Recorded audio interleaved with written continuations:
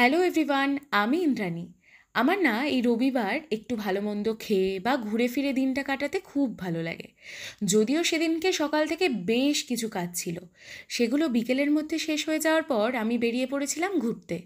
দিনটা সেদিনকে বেশ সুন্দর ছিল, রোদ ছিল না, আবার বৃষ্টিও হয়নি।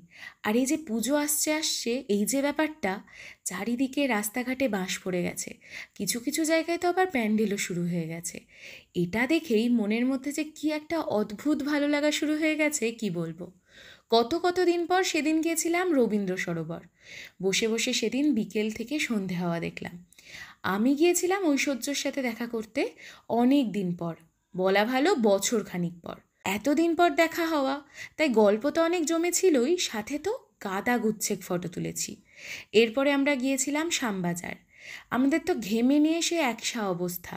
তার মধ্যেই আমরা উত্তর কলকাতার এই গলি ও গলি দিয়ে চললাম একটা ক্যাফেতে।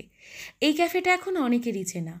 সেদিন না বেশ ভিড় ছিল, রুমেতে জায়গা ছিল না, তাই আমরা বসেছিলাম ব্যালকনিতে। আর ব্যালকনিতে বসার পর বুঝলাম ওই জায়গাটা বেশি ভালো। কি সুন্দর জায়গাটা, কি বলবো, সত্যি না গেলে মিস করতাম। গল্প করতে করতেই আমাদের চা চলে এসেছিল।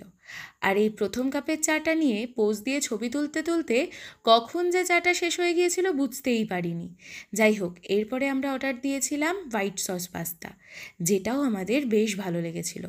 আমরা না ক্যাফেতে বসে বসেই বেশ অনেকটা সময় কাটিয়েছিলাম। শেষে আবারও একটা চা অর্ডার করেছিলাম। এই চাটা তবে বলতে পারো গল্প করতে করতে অনেকটা সময় নিয়ে খাই।